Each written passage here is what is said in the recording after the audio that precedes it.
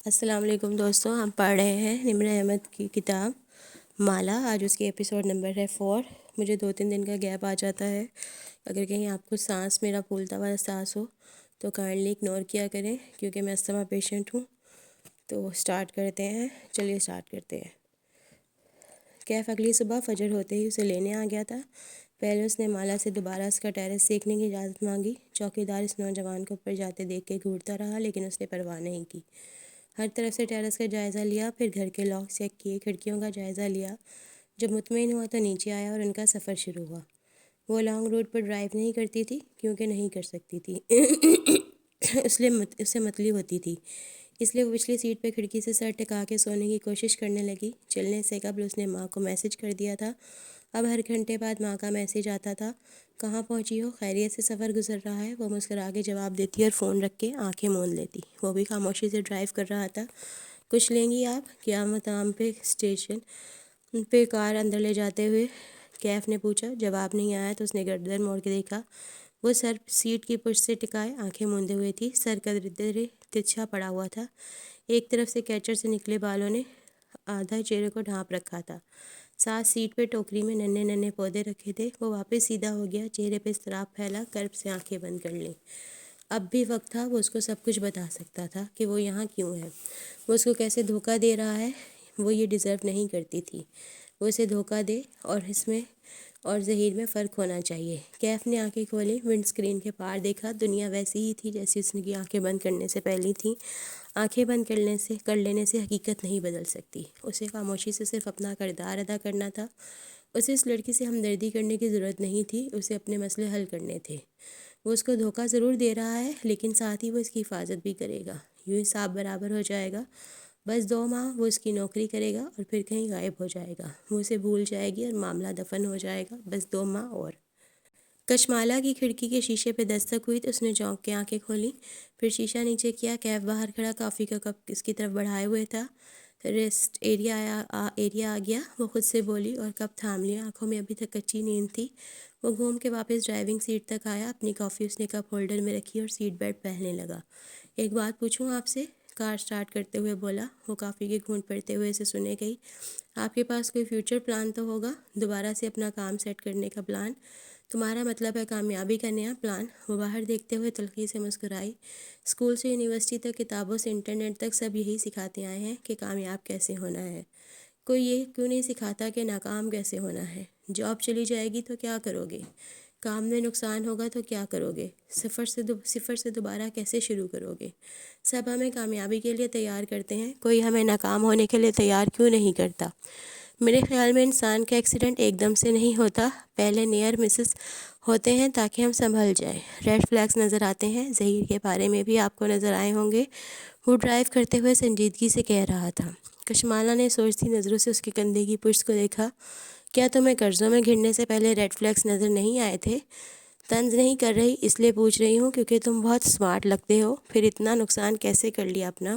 کیف نے گہری سانس لی۔ ایک اچھا بزنس مین بننے کے لیے سمارٹ ہونا کافی نہیں ہوتا۔ پھر کیا چاہیے ہوتا ہے؟ ایک آئیڈیا، ایک یونیک آئیڈیا۔ اس آئیڈیا سے محبت کرنا، پھر اس کے گرد بہت محنت سے اپنے کام کو تعمیر کرنا۔ اس کی آواز میں جوش سا بھر گیا۔ پھر اس آئیڈیا کو کامیاب کرنے کے لیے ایک اچھی ٹیم بنانا، اور بیچنے سے پہلے اپنی ٹارگٹ آڈینس کا علم ہونا، اپنے کام کی کوالٹی اور ویلیوز پہ کبھی سمجھوتا نہ کرنا۔ وہ اسٹیئرنگ وہیل پہ ہاتھ جمائے بول رہا تھا اور وہ انگلیوں پہ گن رہی تھی۔ مگر یہ سب کافی نہیں ہوتا باس، بزنس میں ترقی یہاں سے آتی ہے۔ ایک ہاتھ اسٹیئرنگ سے ہاتھ ہٹا کے اپنی پیشانی پہ دستک دی۔ آپ کی پیشانی کے بخت سے؟ کشمالہ نے تعجب سے آبرو اٹھائی۔ یعنی قسمت، اس نے تائید میں سر ہلایا۔ تم کہہ رہے ہو کہ انسان کی قسمت اس کی محنت سے زیادہ ضروری ہے؟ محنت اور بزنس کی سمجھ بوجھ یہ لازم ہے، لیکن اس کے باوجود بھی ہم فیل ہو جاتے ہیں کیونکہ اس چیز میں ہمارا بخت نہیں ہوتا، لیکن وہ کسی دوسری چیز میں ضرور ہوتا ہے۔ اگر آپ کا بخت ریستوران میں نہیں ہے تو شاید وہ کسی اور کام میں ہو۔ اب بتائیں، کیا میں اسسٹنٹ پوزیشن کے لیے ہائر کر لیا گیا ہوں؟ جانتے ہو تم میں اور میرے پرانے ڈرائیورز میں کیا فرق ہے؟ وہ میری طرح اسٹریٹ سمارٹ نہیں تھے، وہ اتنا بولتے نہیں تھے، اور چہرہ موڑ کے باہر دیکھنے لگی۔ اس سے بہتر اسسٹنٹ کشمالہ کو نہیں ملنے والا تھا، لیکن ابھی وہ اس بات کا اعتراف نہیں کرنا چاہتی تھی۔ کشمالہ معید ماں بینا اور حور جہاں کا گھر مبین منزل کہلاتا تھا۔ شہر کے ایک پوش علاقے میں بنا ایک کنال کا 2 منزلہ گھر، جس کے لان میں بوگن ویلیا کے درخت ہر دیوار کے ساتھ اگے تھے۔ گھر کا کوئی نہ کونا گملوں اور بیلوں سے خالی نہ تھا۔ وہ کار سے نکلی اور آنکھیں بند کر کے اپنے گھر کی فضا میں گہرا سانس لیا۔ کہتے ہیں انسان محبت اور سکون کی تلاش میں ساری دنیا کا سفر کرتا ہے، مگر وہ گھر پہ اس کا منتظر ہوتا ہے۔ سلیم گیٹ بند کر کے اس کی طرف آیا تو اس نے کیف کی طرف اشارہ کیا جو کار ٹرنک سے اس کا سامان نکال رہا تھا۔ یہ میرا ڈرائیور ہے، کیف اس کو کمرہ دکھا دو اور کھانا کھلا دو۔ پھر وہ آگے آئی، داخلی دروازہ کھولا، سامنے راہداری تھی جو لاؤنج میں کھلتی تھی۔ برسوں پرانی عادت تھی، اسے معلوم تھا جب وہ راہداری کا کونا مڑے گی تو ایک تخت نظر آئے گا، اس تخت پہ اس کی ماں بیٹھی ہوگی۔ کشمالہ کے قدم آگے بڑھے، راہداری کا کونا عبور کیا اور سامنے وہی پرانا منظر نظر آیا۔ لاؤنج میں صوفے بھی تھے، لیکن حور جہاں بیگم تخت پہ بیٹھی تھی، ایک ٹانگ سیدھی لمبی کی ہے، دوسری اندر کی طرف موڑے، گھٹنے کے ساتھ سبزی کے تھال رکھے تھے، سر پہ دوپٹہ تھا جو ایک کان کے پیچھے اٹسا ہوا تھا۔ وہ چہرہ جھکائے آلوؤں کے قتلے کاٹ رہی تھیں، بھرے بھرے سفید بازو آستینوں سے جھلک رہے تھے۔ دائیں کلائی میں سونے کی چوڑیاں تھیں۔ حور جہاں بیگم فربہ خاتون تھیں، رعبدار در دبنگ سی، لیکن ساتھ ہی کچھ بہت نرم اور ملائم سا تھا ان میں۔ چہرہ سفید گلابی تھا، ناک میں ہیرے کی لونگ تھی، سبز آنکھوں کے گرد چھریاں تھیں، پیشانی اور کلموں سے سیاہ سفید بال جھلکتے تھے۔ بڑھتی عمر نے ان کے حسن کو گہنایا نہیں تھا۔ ناک میں ہیرے کی لونگ تھی، سبز آنکھوں کے گرد چھریاں تھیں، پیشانی اور کلموں سے سیاہ سفید بال جھلکتے تھے۔ بڑھتی عمر نے ان کے حسن کو گہنایا نہیں تھا، بلکہ مزید باوقار کر دیا تھا۔ آہٹ پہ انہوں نے سر اٹھا کے دیکھا، چہرہ کھل اٹھا، سبز آنکھوں میں رونق دوڑ گئی۔ میری بیٹی آ گئی۔ چھری ایک طرف رکھی، گھٹنوں پہ ہاتھ رکھ کے نیچے پیر اتارے، پھر پیروں سے زمین پہ جوتے تلاش کیے کہ فربہ خاتون تھیں، جھک نہیں سکتی تھیں۔ تب تک وہ ان کے قریب آ پہنچی تھی۔ میری پیاری ماں، اس نے پرس ایک طرف پھینکا اور جھک کے ان کے گلے سے لگ گئی۔ ماں کافی فربہ تھی، وہ ان کے مقابلے میں دبلی پتلی سی تھی۔ ماں نے اس کا چہرہ دونوں طرف سے چوما، ان کے چہرے پہ اتنی خوشی تھی کہ بیان سے باہر تھی۔ میری بیٹی کیسی ہے؟ اچھا کیا واپس آ گئی۔ اس سے الگ ہو کے اس کا چہرہ دیکھ کے بولی۔ اس زہیر کو تو چھوڑیں اس کو ماں، وہ ماں سے الگ ہو کے نرمی سے بولی۔ پھر دیکھا ساتھ چوکی پہ بخت بھی بیٹھی تھی، وہ جھک کے اس سے بھی ملی۔ بخت بھی ادھیڑ عمر عورت تھی، بالوں میں تیل لگا کے کس کی چوٹی بنائے، وہ کانوں میں سنہری بالیاں پہنے ہوئے تھی۔ وہ مالا کو ملی تو بے اختیار دعا دی۔ بخت بھی جب ملتی ایسے ہی دعا دیا کرتی تھی۔ بخت بی بی کتنے برسوں سے ان کی ملازمت تھی، اب تو مالا کو گنتی بھی بھول چکی تھی۔ بس اتنا یاد تھا کہ اس کا شوہر مرا تھا تو وہ 5 بچوں کے ساتھ ان کے سرونٹ کوارٹر میں آ گئی تھی۔ اب اس کے بچے جوان ہو کے اس آشیانے سے اٹھ چکے تھے۔ ایک بیٹا سلیم چوکیدار بھی تھا اور سودا سلفی لاتا تھا۔ باقی بیٹیوں کی شادی ہو گئی، لیکن بخت بی بی اور ماں کا ساتھ قائم تھا۔ سفر ٹھیک گزرا، راستے میں متلی تو نہیں ہوئی۔ وہ ماں کے کندھے سے سر ٹکائے بیٹھی تھی اور وہ اس کے بال کان کے پیچھے اڑس رہی تھیں۔ نہیں ماں، ڈرائیور ساتھ لائی ہوں۔ تبھی راہداری میں آہٹ ہوئی۔ ماں نے چونک کے دیکھا، کیف ہاتھ میں ٹوکری لیے کھڑا تھا۔ وہ سیدھی ہو کے بیٹھ گئی۔ لانٹس کہاں رکھوں؟ میاں تم کون ہو اور اندر کہاں چلے آ رہے ہو؟ حور جہاں بیگم کے ماتھے پہ بل پڑے، 2 انگلیوں سے اشارہ کیا پیچھے۔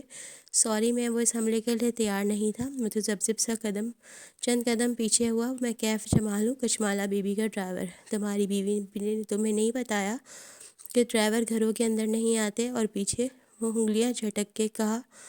سوری، وہ ناسمجھی کے انداز میں مزید پیچھے ہوا۔ کشمالہ نے مسکرا کے آنکھوں سے اشارہ کیا۔ کیف نے ٹوکری وہیں رکھی اور تیزی سے باہر نکل گیا۔ یہ کیا تم رنگ برنگے ڈرائیور رکھتی رہتی ہو؟ ماں نے خفگی سے اسے دیکھا۔ وہ بے اختیار ہنس دی۔ باجی ڈرائیور تو نہیں لگتا۔ بخت بھی لاؤنج کی دیوار گیر کھڑکی کو دیکھ رہی تھی۔ وہاں کیف سلیم کے ساتھ جاتا دکھائی دے رہا تھا۔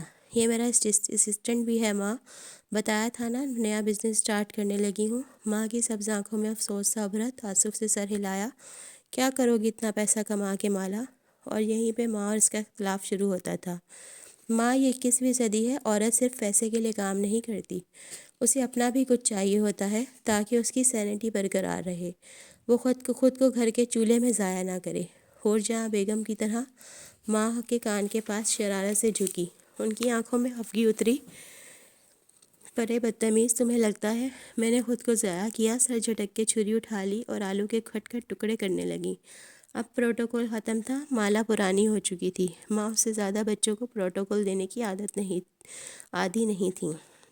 ضائع نہیں کیے تو کچھ پروڈکٹیو بھی نہیں کیا۔ ماسٹرز ہولڈر تھیں مگر بچوں میں لگی رہیں۔ آپ کا سارا دن اسی فکر میں گزرتا ہے کہ آپ کے بچوں نے کھانا کھایا یا نہیں۔ اب وہ بچے اپنی اپنی زندگیوں میں چلے گئے ہیں۔ اگر کوئی کیریئر یا مشغلہ اپنا لیا ہوتا تو آج فراغت میں آپ کے پاس کرنے کو کچھ ہوتا۔ آپ اب بھی سبزی کاٹ رہی ہیں جو وقت بھی کاٹ سکتی ہے۔ یہی فرق ہے آپ کی اور ہماری جنریشن میں۔ آپ چولہے سے نہیں نکلتی اور ہم دنیا فتح کرنا چاہتے ہیں۔ بختو، اپنی مالا بی بی کو بتاؤ کہ ہر انسان دنیا میں اپنا کردار ادا کرنے آتا ہے۔ کسی کا کردار اور دنیا کو فتح کرنا ہوتا ہے اور کسی کو اس فاتحہ کی تربیت کرنا۔ مگر مالا مسکرا کے شانے اچکا کے بیٹھ گئی۔ اگر آپ نے 30 سال پہلے کوئی بزنس شروع کیا ہوتا تو آج آپ بھی ایک بزنس وومن ہوتی، کبیرہ تائی کی طرح۔ ماں نے اپنی چپل کی تلاش میں پیر زمین پہ مارا۔ وہ ہنستی ہوئی بیگ اٹھا کے اپنے کمرے کی طرف چلی گئی۔ ماں خفگی سے بڑبڑاتے ہوئے سبزی کی طرف متوجہ ہو گئیں۔ کبیرہ تائی ہماری کہانی کا ایک اہم کردار ہے۔ وہ ابا کے فرسٹ کزن کی بیوی تھی، کوئی خوبصورت، دولت مند اور بااثر خاتون۔ اس کے علاوہ جن خصلتوں سے وہ پہچانی جاتی تھیں ان میں تکبر، بد زبانی اور منافقت سر فہرست تھی۔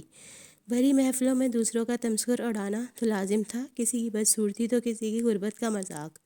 خود حسین تھی، رئیس تھی، رشتہ دار ان کے گرد منڈلاتے رہتے تھے۔ بیٹے والے ان کی بیٹی کی وجہ سے اور بیٹی والے ان کے اس بیٹے میں دلچسپی رکھتے تھے جو ماں کی طرح مغرور و مشرور تھا۔ اتنا مغرور کہ وہ کبھی پاکستان نہیں آیا تھا، نہ اپنے رشتہ داروں سے ملا تھا۔ ان کا بیٹا جب 3 یا 4 برس کا تھا تب وہ لوگ انگلینڈ شفٹ ہو گئے تھے۔ کئی برس بعد ان کی فیملی خود تو پاکستان سیٹل ہو گئی، لیکن ان کا بیٹا لوٹ کے نہیں آیا۔ نہ اسے کبھی کسی نے دیکھا، نہ کوئی اس سے ملا۔ بس کبیرہ تائی تھیں جو ہر محفل میں بیٹھ کے اپنے بیٹے کی کامیابی اور وجاہت کے قصے سنایا کرتی تھیں۔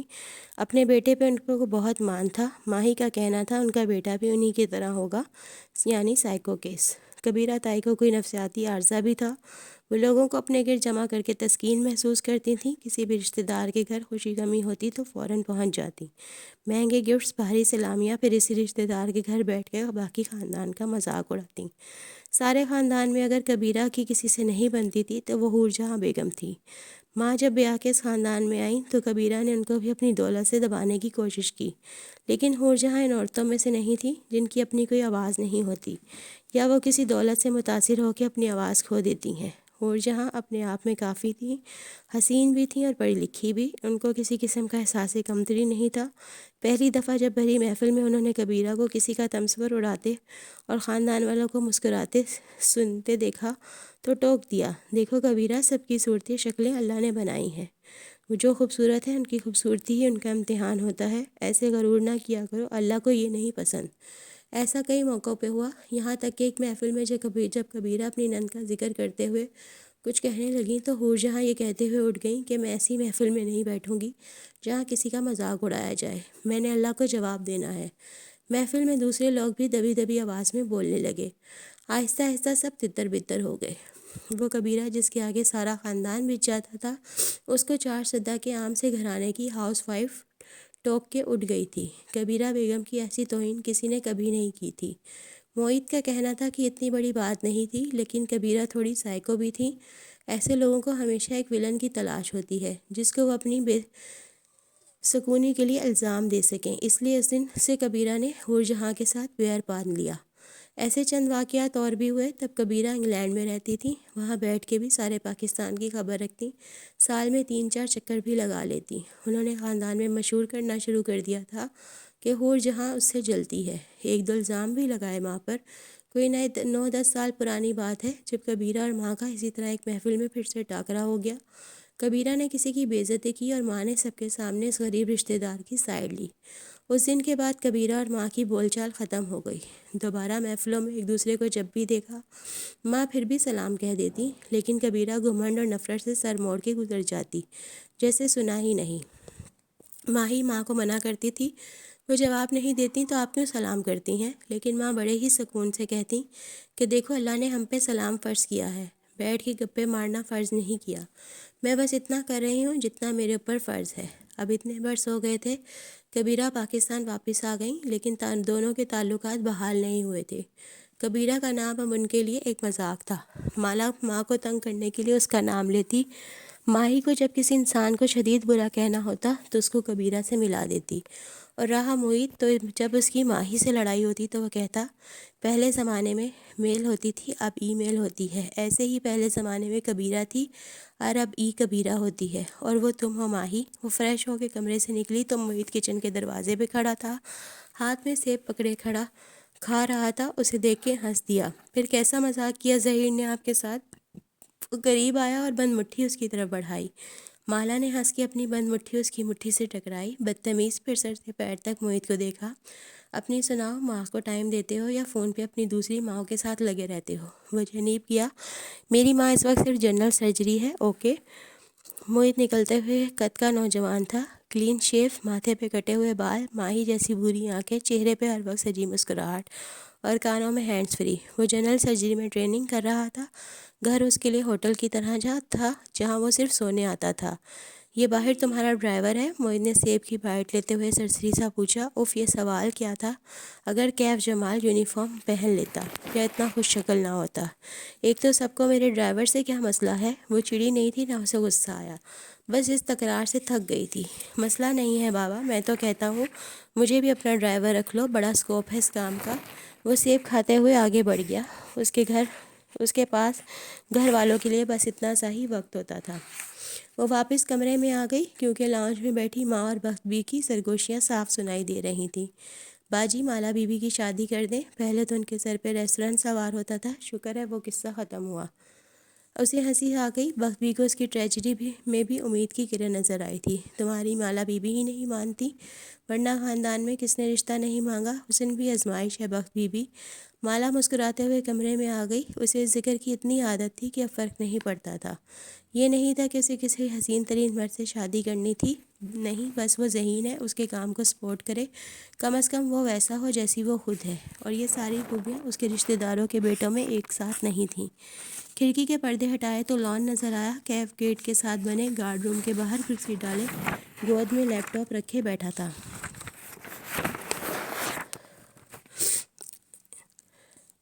اس لیے جب وہ اپنے بزنس پلان پہ کام کر رہا تھا، اس لیے جب فارغ ہوتا اپنے کام کرتا رہتا۔ مالا کو ظاہر اعتراض نہیں تھا، البتہ اس نے نوٹ کیا کلیس کے سلیم کے ساتھ والی کرسی پر بیٹھا دلچسپی سے کیف کو دیکھ رہا تھا۔ دونوں بات بھی کر رہے تھے۔ خیر اسے کیا، وہ وہاں سے ہٹ گئی۔ وہ کمپیوٹر اب آپ کا اپنا ہے، نیا لگتا ہے؟ سلیم نے متاثر ہوتے ہوئے انگلی لیپ ٹاپ کے کنارے پر پھیری۔ کیف نے ایک نظر اسے دیکھا۔ تمہیں اگر کوئی فلم وغیرہ دیکھنی ہو تو میرے کمپیوٹر پہ دیکھ لینا، فراق دلی سے آفر کی۔ سلیم کا چہرہ کھل اٹھا۔ شکریہ کیف بھائی۔ ذرا دیر کو خاموشی کا وقفہ آیا۔ گھر میں کون کون ہوتا ہے؟ ٹائپ کرتے ہوئے سرسری سا سوال کیا۔ محیط بھائی اور بڑی باجی، سلیم جوش سے بتانے لگا۔ پہلے بڑی باجی کی چھوٹی بہن بھی یہاں رہتی تھی، مالا بی بی کی خالہ۔ وہ بیمار تھی، محتاج تھی، بڑی باجی نے ان کی بڑی خدمت کی، میری امی کے ہاتھوں میں ہی فوت ہوئیں۔ بڑی باجی کے سارے بچوں کی شادی ہو گئی، نہیں صرف ماہی باجی کی ہوئی ہے، وہ کینیڈا ہوتی ہیں۔ سلیم کینیڈا کو کینیڈا کہتا تھا، کینیڈا کو کنیڈا کہتا تھا۔ اچھا، مالا بیوی کی منگنی بھی نہیں ہوئی؟ اسے تعجب ہوا۔ وہ سب سے بڑی ہیں نا، ان کو شادی کا شوق نہیں ہے جی، وہ بس اپنا کام کرتی رہتی ہیں۔ سلیم کو اس کے علاوہ کوئی وجہ سمجھ نہیں آئی۔ کیف کی ٹائپ کرتی انگلیاں رک گئیں۔ وہ سوچتی نظروں سے اسکرین کو دیکھنے لگا۔ یہ ممکن نہیں تھا، اس کا خیال تھا کہ اس کی منگنی وغیرہ تو ہو چکی ہوگی، شاید ہو کے ختم ہو گئی ہو، لیکن ایسا نہیں تھا۔ یہ شاید کچھ اور تھا جو اسے چبھ رہا تھا۔ چند دن پہلے تک کشمالہ مبین اس کا ایک ٹارگٹ تھی جس کے پاس اسے نوکری کرنی تھی۔ وہ اکیلی تھی، کام، ریسٹورنٹ، گھر، لیکن آج اس نے کچھ اور بھی دیکھا تھا۔ اب وہ صرف ایک ٹارگٹ نہیں تھی، اس کی ایک فیملی تھی، وہ اکیلی نہیں تھی۔ لاہور آنا پلان کا حصہ نہیں تھا، شاید یہ نہیں ہونا چاہیے تھا۔ تو دوستو، یہ تھی آج کی ایپیسوڈ۔ امید کرتی ہوں آپ کو پسند آئی ہوگی۔ اگر آپ کو میری آڈیو اچھی لگی ہے تو اس کو لائک کریں، شیئر کریں اور چینل کو سبسکرائب کریں۔ کائنڈلی سبسکرائب ضرور کیا کریں، آپ کا ایک سبسکرائب کسی کی زندگی بدل سکتا ہے۔ کائنڈلی سبسکرائب کر کے جایا کریں تاکہ میں جلد از جلد گرو کر سکوں، مجھے اس کی بہت ضرورت ہے۔ اللہ حافظ۔